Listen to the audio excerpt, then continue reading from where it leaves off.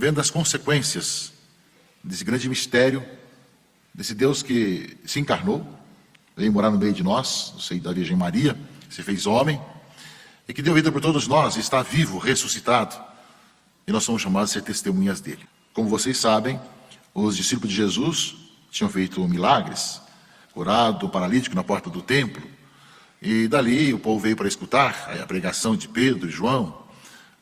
Logo chegaram também os chefes locais para ver o que estava acontecendo e reprimiram aos apóstolos e os prenderam, inclusive. E depois disso, querendo calá-los, justamente procurar que eles não mais falassem em nome de Jesus. Nesse julgamento dos apóstolos, em que Gamaliel entra, esse homem sábio, e pede que todos se retirem, e fala ao povo, fala às pessoas que queriam condenar os apóstolos, e conta algumas histórias. Conta de uma pessoa chamada Teudas, que também fez um movimento naquela época, e juntou muitos homens, 400 homens, depois da sua morte, todo mundo debandou e nada restou. Depois apareceu um tal de Judas, o Galileu, também que arrastou o povo atrás de si. Depois que morreu, seus seguidores dispersaram. Esses movimentos de pessoas que fazem e que depois acabam. O Gamaliel disse: quanto que está acontecendo agora, dou um conselho. Não se preocupem com esses homens, com os discípulos de Jesus. Porque se esse projeto, se essa atividade é apenas humana, acontece como os outros, como Teudas, como Judas o Galileu. Daqui a um tempo tudo acaba, ninguém mais se lembra que existiu. Porém, diz aqui Gamaliel, se vem de Deus, vós não conseguireis eliminá-los. Cuidado para não vos pôres em luta contra Deus. Ora, caríssimos irmãos e irmãs, nós estamos já há 21 séculos que isso aconteceu, e estamos falando de Jesus, sendo testemunhas dele. Aquele que Gamaliel coloca para os judeus que iam julgar os discípulos de Jesus, nós somos hoje testemunhas de que não foi um aventureiro que levou o povo para um certo momento e depois passou. Mas, como aqui recorda a leitura dos Atos dos Apóstolos, se vem de Deus, não conseguireis eliminá-los. Cuidado para não os pôr em luta contra Deus. Então, uma primeira coisa, nós abrimos esse quarto encontro nacional de mães que oram pelos filhos, com essa certeza. Nós cremos num Deus vivo, que o Pai enviou, nasceu no meio de nós, por Maria, e morreu, e ressuscitou e está vivo, hoje, e nós somos suas testemunhas. Não só lembra isso todas as profecias do Antigo Testamento, mas já também, de uma certa forma, entre Antigo e Novo Testamento, o sábio Gamaliel também, na conversa com o Sinédrio. Se for de Deus, não adianta querer calar. E nós somos testemunhas que aquele que reza conosco, aquele por quem nós rezamos, que é o nosso pontífice, a ponte que nos liga até a vida da Trindade, Jesus Cristo, nosso Senhor, Deus e homem verdadeiro, nós sabemos, meus irmãos e irmãs, que é o grande mistério da salvação, o grande mistério de Deus vem morar no meio de nós. A sociedade sempre procura se esquecer disso, viver como se Deus não existisse, os comportamentos, as ideias. E sem dúvida, muitos dos nossos filhos são levados por tantas situações de uma sociedade em decadência, de costumes, de moral, de ética, e que vai como que chegando até nós e tentando cooptar as pessoas, como se Deus não existisse. Mas nós temos uma convicção, que é um dom, uma graça, que a fé nos conduz, que o Senhor Jesus está no meio de nós e Ele é a nossa vida. E que a nossa oração não fica sem um resultado, não cai no vazio, Deus nos escuta e fará aquilo que foi melhor, tanto para a nossa família como pelos filhos. Nós queremos esse Deus vivo, que está no meio de nós hoje, pela palavra que nós ouvimos, pela Eucaristia que vamos participar, pelos acontecimentos de cada dia. Ou seja, a palavra de Deus hoje, meus irmãos e irmãs, é uma grande alegria. O Senhor está ressuscitado, vivo hoje, e nas palavras de Gamaliel, lá naqueles inícios, quando os discípulos de Jesus começavam a pregar o Evangelho, se for de Deus, não adianta, vai acontecer e vai continuar. E aí já se passaram 21 séculos. Nós somos testemunhas, portanto, desse Deus vivo, que é Jesus Cristo, nosso Senhor. E que a nossa oração, justamente, está dentro dessa nossa vida em Deus, em Jesus Cristo, nosso Senhor. Portanto, nossa alegria de poder saber que o Senhor está conosco e que nós, ao falarmos com Ele, ao colocar a nossa vida, ao colocar a nossa história, às vezes tão cheia, desconstruída, como hoje tentam fazer, tão cheia de violência, tão cheia de instabilidade, tão cheia de problemas, nós, enquanto cristãos, aqueles que seguem a Jesus Cristo, temos uma palavra que ilumina um pouco a nossa história, o nosso tempo atual. Assim como rezamos pelos filhos, rezamos também pelo país, rezamos por essa nossa vida, para que realmente nós façamos a diferença nessa história e nesse mundo. Mas a palavra de Deus continua, que depois que decidiram, então, fala a leitura, aceitar o parecer de Gamaliel, portanto, não prender os discípulos, os apóstolos, mas assim mesmo chamaram, mandaram açoitá-los. Nós vemos que os cristãos sempre sofrem, mesmo que não tivessem nenhum problema, acabam apanhando, e foram proibidos de falar em nome de Jesus. Foram proibidos de falar em nome de Jesus. É claro, já Pedro tinha dito que a quem se deve obedecer, a Deus ou aos homens. Então, além de ser açoitado, foram proibidos. No entanto, não tem como não falar daquele que é a nossa vida, daquele que realmente salva e que liberta a vida humana de todas as amarras do maligno. E por isso mesmo, os apóstolos que falam a leitura aqui, saíram contentes, pois seriam considerados dignos de injúrias por causa do nome de Jesus. Portanto, também quando as pessoas nos atacam, falam mal dos cristãos, dos católicos, falam mal da gente porque a gente vai à igreja, porque reza pelos filhos, porque fazemos um movimento, porque fazemos uma viagem até aqui para passar esse final de semana, né, de reflexão, de oração, e criticam de tantas coisas, sempre tentam encontrar algo a dizer contrário. Os apóstolos, quanto mais apanhavam, quanto mais eram criticados, eles saíram contentes por serem considerados dignos das injúrias em nome de Jesus. Não desanimavam por terem sido xingados ou açoitados, mas continuavam firmes porque não tinha outro jeito de viver a não ser anunciando o Senhor. Sem dúvida, a oração, esse grande segredo, de ser aquela que toma pela mão a pessoa que está prostrada para levantar-se e caminhar em pé para uma vida nova. Para uma vida em que é iluminada pelo Senhor, nós sabemos que é reconstruída no Senhor. E esse mundo que procura encontrar os caminhos, tenta encontrar a felicidade de diversas formas, por maneiras tanto erradas muitas vezes, nós vamos anunciar que realmente é em Jesus Cristo, o Verbo que se fez carne, que morreu e ressuscitou, que nós temos a vida. E em nenhum outro nome, diz a Escritura, existe a salvação debaixo desse céu e em cima da terra, pelo qual possamos ser salvos. E nós somos chamados a ser testemunhas dele, tanto na família, como também na comunidade, na sociedade. E a leitura dos Atos termina dizendo que cada dia, no templo e nas casas, não cessava de ensinar, anunciar o Evangelho de Jesus Cristo. Ou seja, mesmo apanhando, mesmo sendo caluniados, mesmo sendo proibidos, em todo lugar continuavam anunciando Jesus Cristo, porque não tem outro jeito de viver. Aliás, quando Jesus ensina sobre o pão da vida, e hoje o Evangelho fala um pouco da multiplicação dos pães e peixes, que alguns que seguiam a Jesus quiseram começar a se retirar, quando ele fala que ele é o pão da vida, e Jesus pergunta para os seus discípulos, também vocês querem ir embora? Pedro vai responder, para onde iremos, Senhor? Só tu tens palavras de vida eterna. Ou seja, os discípulos não têm outro jeito de viver a não ser anunciando Jesus Cristo, a não ser caminhando com Cristo, mesmo que isso custe difamações, custe açoites, custe perseguições, custe muitas vezes ter que obedecer a Deus do que aos homens. E através dos tempos, nós vemos quantos cristãos católicos foram martirizados por crer em Cristo. Papa Francisco, anteontem, na sua homilia na Santa Marta, a missa que celebra todo dia de manhã, ele dizia que nesses nossos tempos o número de mártires cristãos católicos é muito maior do que nos primeiros tempos da perseguição dos cristãos. Portanto, nós somos chamados, meus irmãos e irmãs, de um lado, a ver que nós trazemos conosco uma boa notícia da salvação, que é Jesus Cristo nosso Senhor. Somos chamados a realmente acreditar e anunciar que o mundo pode ser diferente, começando pelos nossos filhos, através da intercessão da oração. E nós sabemos que ao mesmo tempo vamos encontrar muitas dificuldades ao redor, tanto na sociedade como também nas pessoas próximas, querendo nos desanimar de continuar a nossa missão. Vejam o exemplo dos apóstolos. E na palavra de Gamaliel, nós tem a chancela, tem um carimbo, realmente aquilo que ele falou, se é de Deus, nada poderá acabar. Passam os tempos, passam os séculos, passam as situações, passam os reinados, passam os grupos, passam as ideologias, Jesus Cristo permanece. Quantos países martirizaram tantos cristãos, proibiram os cristãos do seu culto, ainda hoje acontece isso, matam os cristãos, proíbem de celebrar, tantas coisas que acontecem pelo mundo afora.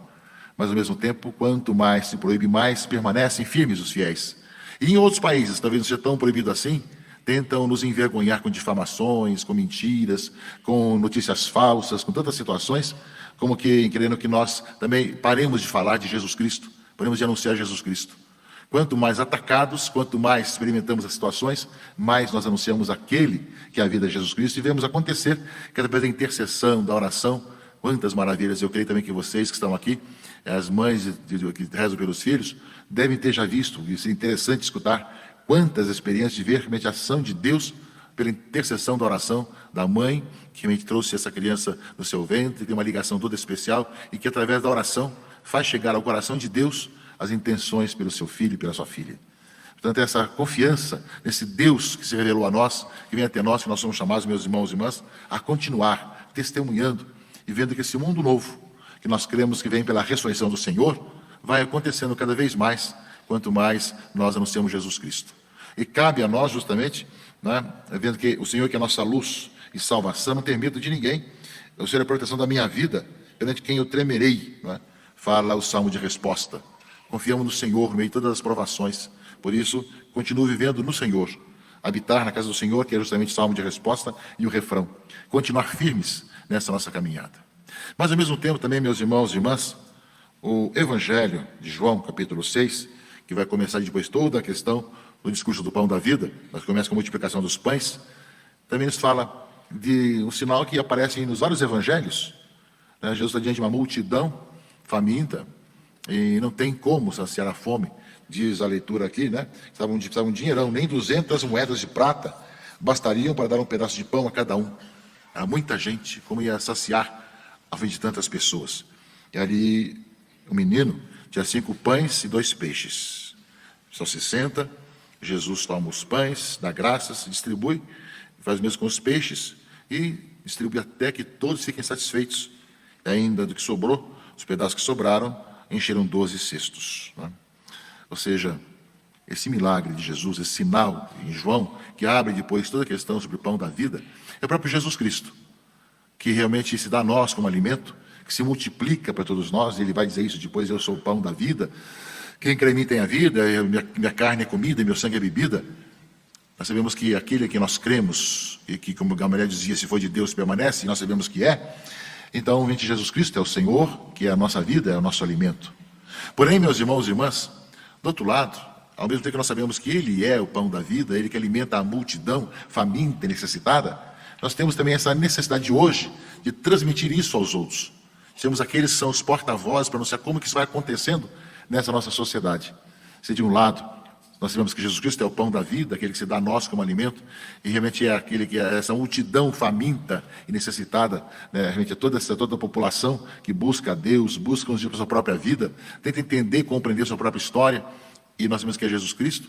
Cabe a nós oferecermos o pouco que nós temos. 5 pães e 2 peixes, que aqui é para tanta gente. Mas nós somos chamados a colocar nas mãos de Cristo, nas mãos do Senhor, o pouco que nós temos. Mas não vai dar para nada, muito pouco. A minha oração é pouco, meu trabalho também é frágil, meu tempo também é tão pequeno, mas somos chamados a colocar nas mãos do Senhor esse pouco, que realmente, humanamente falando, não daria nunca para alimentar 5.000 homens, os 5 pães e 2 peixes, muito menos sobrar os 12 cestos. Mas aqui não se trata apenas de olhar humanamente, se trata de ver os sinais daquilo que Deus quer fazer sempre em seu Filho Jesus, não só naquela época, mas também hoje.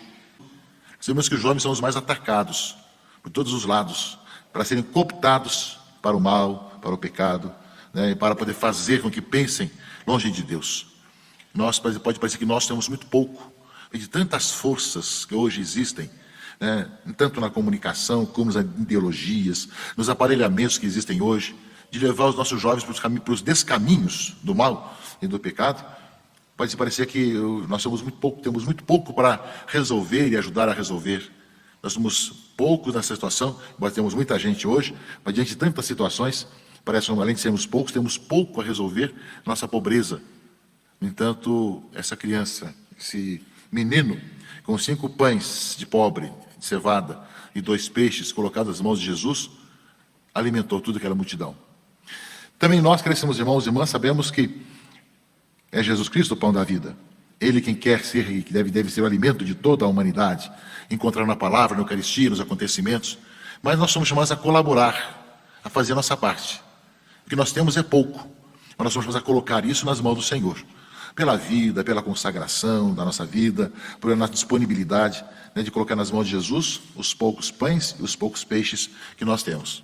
Por isso nós não podemos desanimar diante da avalanche enorme de situações, de ver quantas questões parece que se abatem sobre nós, em nossa família, sobre a juventude, né? Quantas situações, ao vermos que o jovem hoje como vai ser atingido, que parece que não tem maneira da palavra de Deus atingi-lo, etc., levado muitas vezes por tantas universidades que levam o jovem para longe de Deus e para ser contra, inclusive, a igreja, e mesmo ideologias as mais diversas, com todo o seu poder de fogo, né, de convencimento, de cooptação.